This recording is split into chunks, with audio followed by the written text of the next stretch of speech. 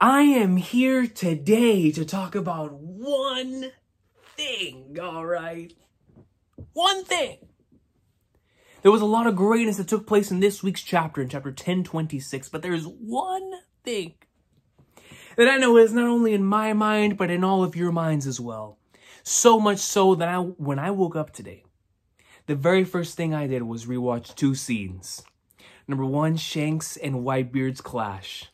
And number two, Roger and Whitebeard's clash. And why is this? Because our main man, the GOAT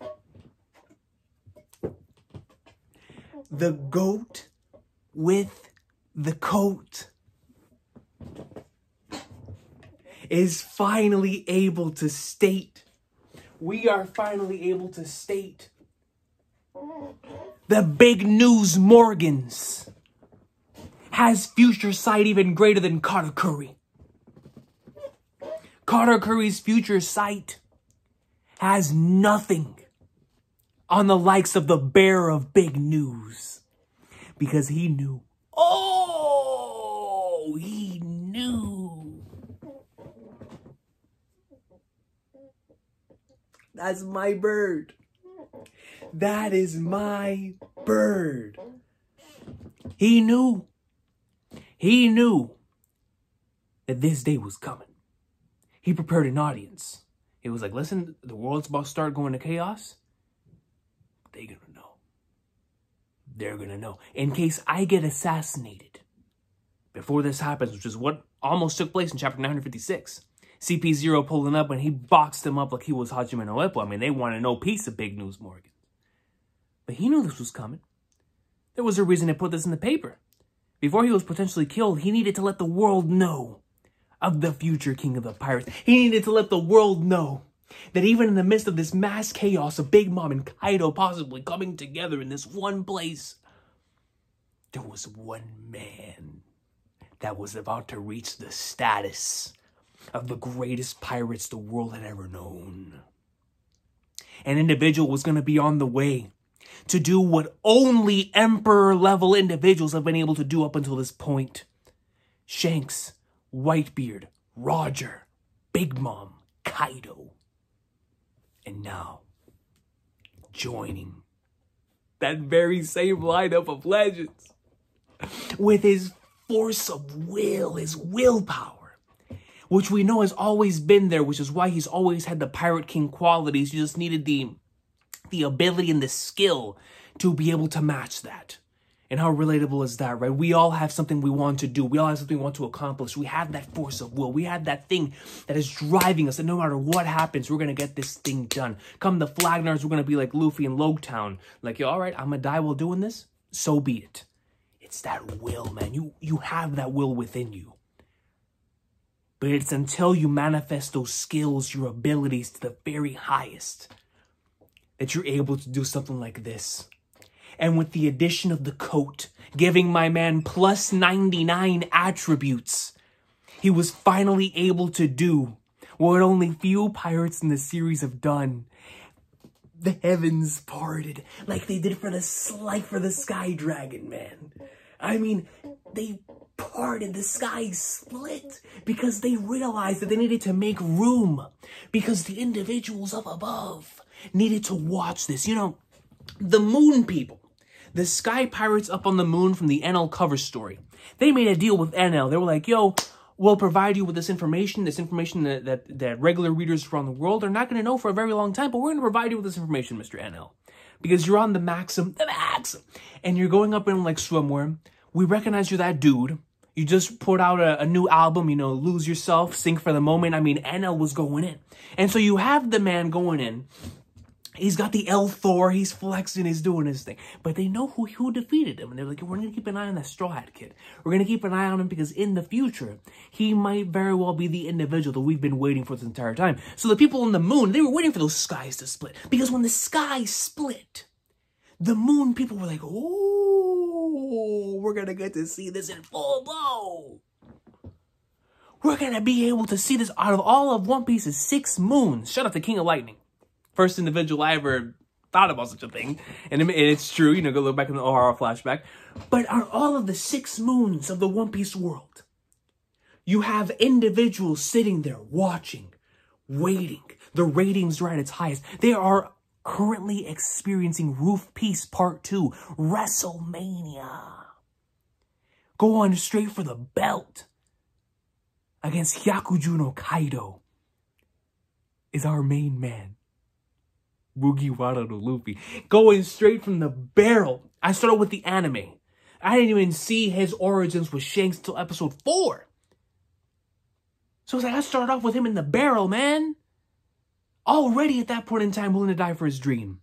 And to see him come out of that barrel and do what he did yesterday, after following this journey, it gave me the same type of vibe, the same type of emotion I felt when I read chapter 903 and I saw that he was labeled the 5th Emperor with a 1.5 billion on his head. Because I was like, yo, I've been following this character, this journey for so long, man. For so long, like, bro, I've been following Naruto and One Piece longer than half the people on Twitter have been alive.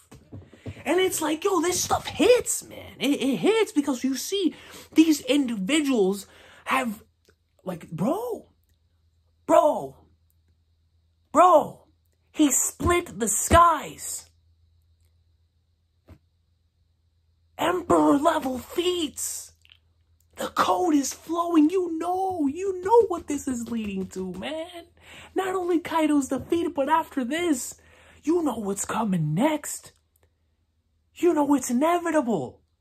As a matter of fact, after rewatching the Roger and Whitebeard clash, it made me think about an entirely different scenario. You know, Luffy pulls up on Elbaf, which is where Shanks is presumably, right? Continuing the Four Emperors saga. Because the thing is, in post-Wano, we really have no idea whether Shanks is going to fight Blackbeard then or if he's going to fight him right before the final war. You know, we have no idea. We're assuming we'll go to Elbaf after this, which I'm assuming is the case. But let's just say wherever Shanks is, whether it be on Elbaf, wherever, the pirate island full of lead, and Wano, I don't care. I don't care. But just as long as Luffy and Shanks meet up at some point in time, I need it in my existence. Because the thing is, after this week's chapter and after rewatching that Roger and Whitebeard stuff, can you imagine? Yamato joins the crew. You have Yamato taking on the role of Odin, going in to attempt to fight Shanks. Shanks is like, Yagatai!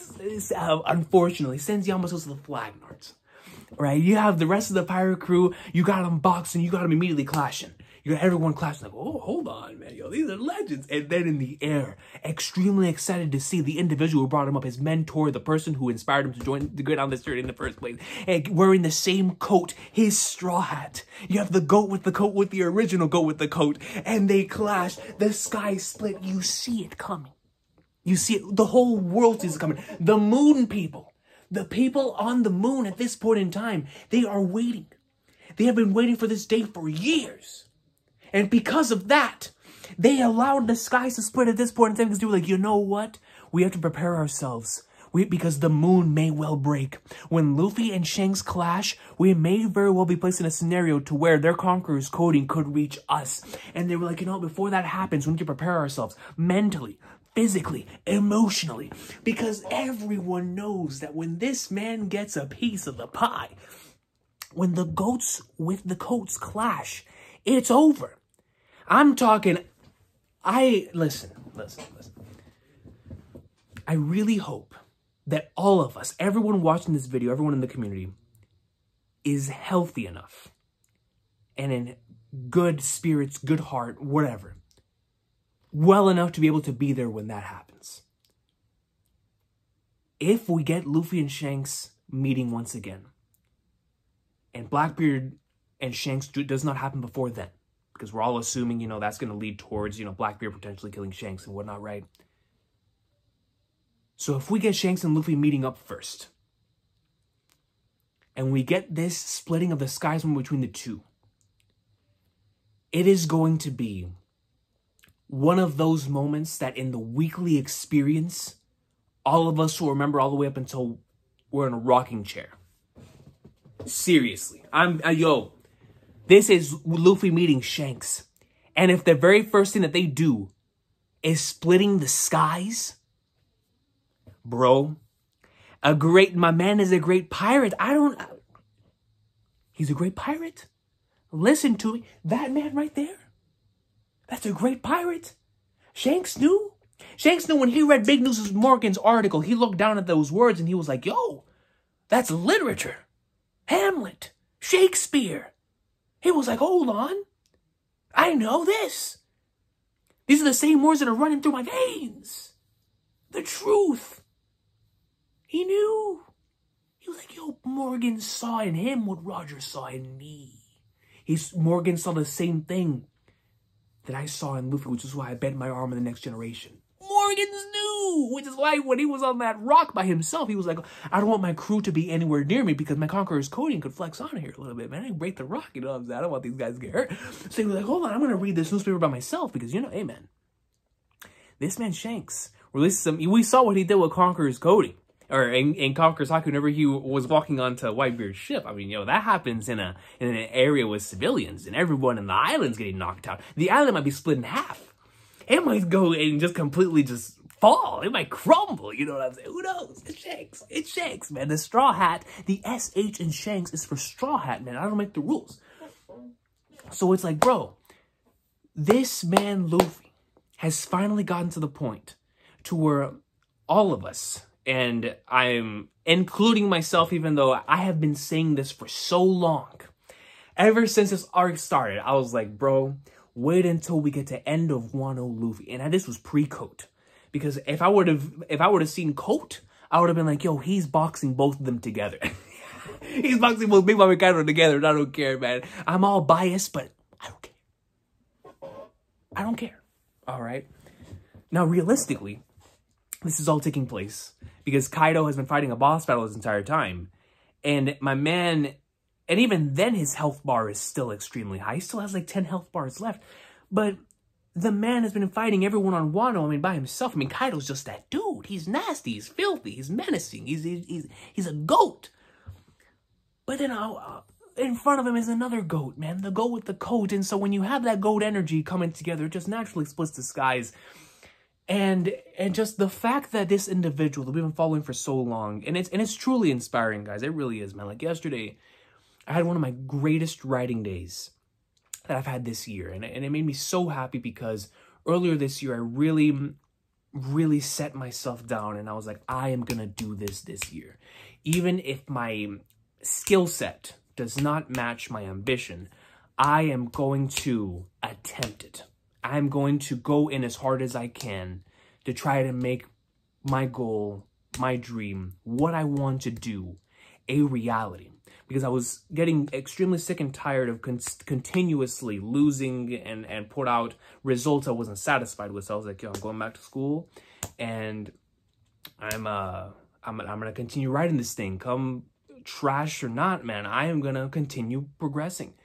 And so when I had a moment like yesterday where not only did I have this magnificent chapter that showcased the payoff of really sticking to your guns no matter the adversity. I mean, the man had lost to Kaido 2 times in a row.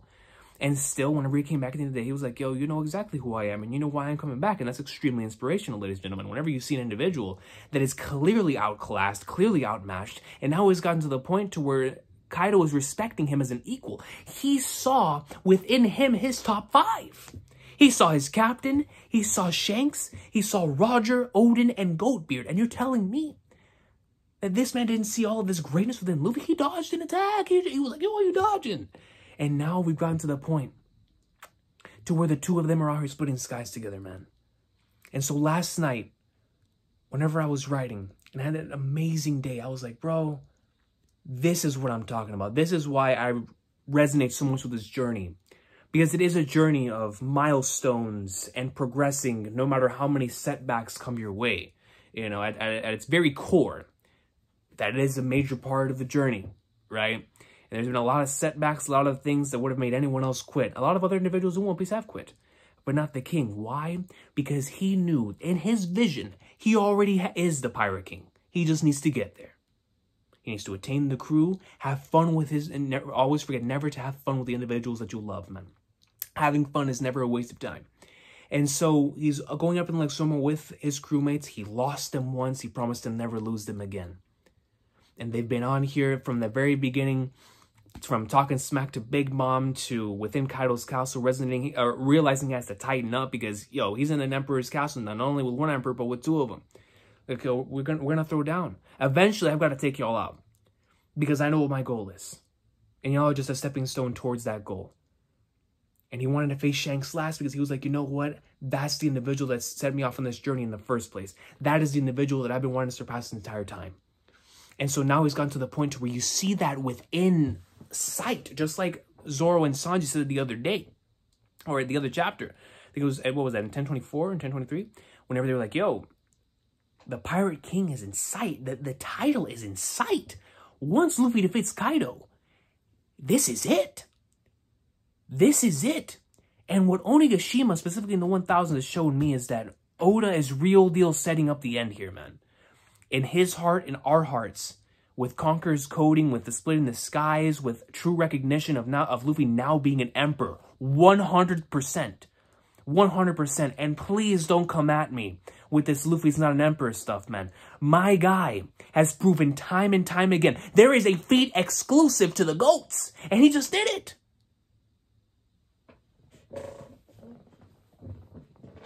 That man is an emperor. And after this arc, presuming or assuming that Kaido goes down, and a lot of other individuals, you know, like myself included, believe that Big Mom potentially could go down here too.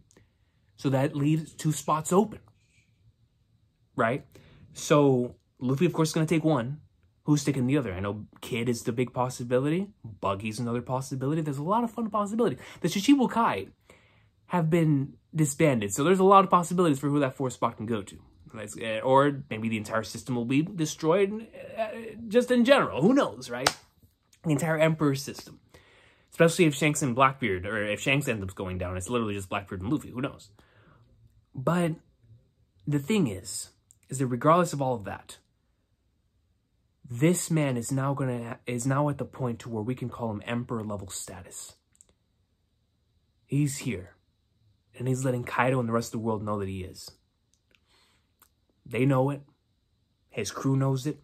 It's finally in sight. Oda's prepping for the endgame, which is what he's been doing with the Reverie stuff in the middle of the acts. All of that's prepping for endgame. Post-Wano is going to be the biggest prep for the endgame in the entire series, because it is literally the transition into the endgame of the story. And so, at this point in time, I said this in the reaction, I've been saying this pretty much the whole arc, but I truly believe that what we're about to see in Luffy vs. Kaido Round 3 is going to be the best fight up until this point, and it might not even be close by the end of it. Because the thing is, this fight has everything that made all the other fights so special. Luffy vs. Crocodile was so special because you saw how outclassed he was and how he had to outsmart him in order to finally get him back in Round 3 in that amazing battle in the Mausoleum. Whenever he pwned Arlong, that battle was special because of what it meant to Nami and how destroying that building and destroying Arlong alongside it meant that he was finally destroying the shackles that held her there. Pwning Enel and ringing the bell signal that dreams will never end. You know what I mean? Like, this exists. It is in the sky. One of the greatest moments in the entire series. When he defeated Lucci, that was Robin's freedom. Right then and there, the Stars will continue their journey. Katakuri that bonds the rivals. One day I will come back and beat beat Big Mom. Like, yo, you are my rival. I respect you 110%. And I won't let others laugh at you. You know, that's the way that both of them felt about it, man. Conqueror's Clash and that beauty and Luffy vs. Katakuri was just, it was such an equal bout. With Katakuri beating him and then Luffy coming back and like swimwear. But taking the 3-round concept with Crocodile, how defeating Kaido will be a representation of freeing an entire country in the same way that it was with Crocodile, with Enel, or, you know, freedom and country, you know, Skypiea and stuff, right? And representation of the borders opening and the symbolism there. And then, of course, with the epicness of Luffy versus Lucci and Luffy versus Katakuri. what we have in store for us is a battle unlike we've ever seen before, especially considering that we just had an Oars Junior, or an Oars Junior, shout out to my boy, an Oars fight with Kaido and Roof Piece, and now it's just the two of them. They're going to be throwing down land, sea, and air. And so this is going to end up being, this has the potential to be the greatest fight that we have seen up until this point. And I firmly believe, and I'm going to have the expectations of seeing the greatest fight we've seen up until this point. Because up until now, to me, it's like, how could it not be? You have the one shot, then you have Roof Piece, the hype leading up towards it, even the little sequences in 10-12, and 10-11, 10-12, 10-13, and then going back to it now with what we've seen so far, they're about to go throw down, man. We're going to see Conqueror's coding at its very highest, Gear 2nd, Gear 3rd, Gear 4th, potential Gear 5th, maybe Awakening. But in the midst of all of that, man, the thing that I'm looking forward to the most is the character moments between Luffy and Kaido. Because you already know Kaido's going to come to that realization that this man is nothing to mess with. And he could potentially lose to this dude. And so whenever that Joy Boy conversation comes up and Luffy completely rejects that title and calls himself, yo, you have already told you who I am multiple times. And all of that stuff starts going down. Kaido's flashback. Luffy giving it every single thing he has, because if we think this man gave it everything for all of his other fights, wait until we see what he's about to pull out here, where my man's not going to be able to move. He's not going to be able to move after this fight. That's when Momonosuke and Yamato are going to have to carry this man, because there's no way he's going to be even able to move after this, man. To take out Kaido? And if Kaido goes flying through the air in the way that I think he is, flying down towards the Flower Capital, signifying the truest sense of defeat, from up in the air until down, Bagate, Kaido getting pwned? We are in for one of the most epic climaxes ever. Ever. This has greatest fight in anime and manga potential to it, man.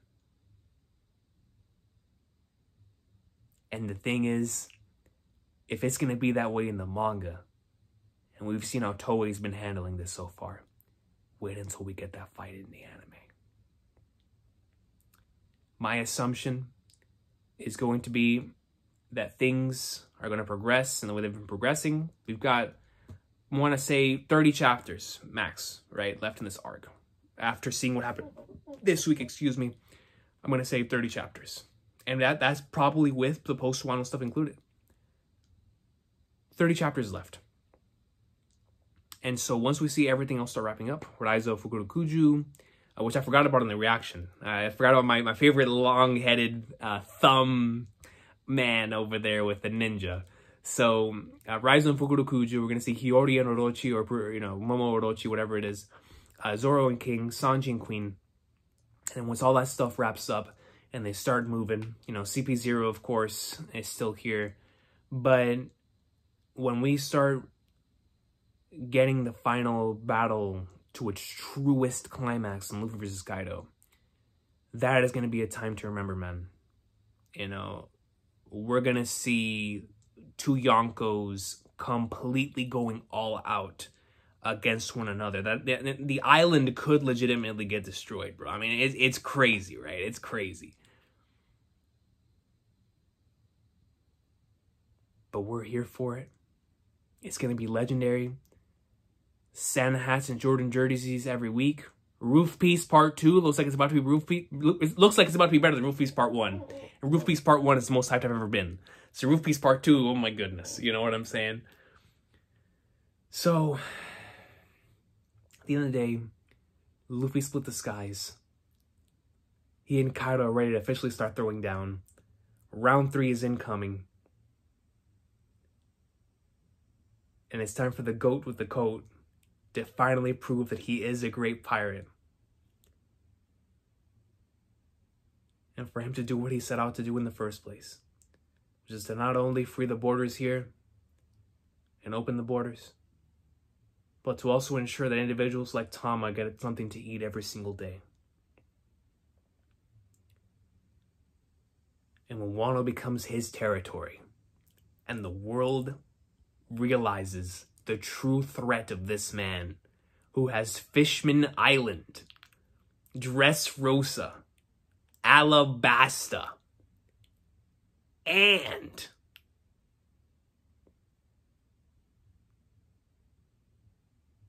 Wano. And that's minimum. If you want to include some of the other places too, you can. But that's minimum. And the world realizes. Because once this man Walpole releases that information that Vivi was a part of the Strats, they gonna know. There's gonna be nothing left to hide. I'm done. Y'all have an awesome day, man. We are in victory. What an amazing and magnificent chapter we had this week. But that one moment, of course, was just the biggest. I mean, how could you not get emotional watching that after seeing, you know, the journey and following this journey for such a long time? Luffy's finally gotten to the point to where not only he is most certainly unquestioned emperor status now, he is among the greatest pirates. But you already know what this means, man. You know that now the next time he splits the skies is going to be with Shanks. That's going to be a really, really beautiful and incredible moment, man. And I can't wait for it. But yo, let me know what y'all thought about this week's chapter in the comment section down below. Just, man, I can't wait for Toei to get their hands on this too, bro. That's going to be crazy. You already know it. They're going to...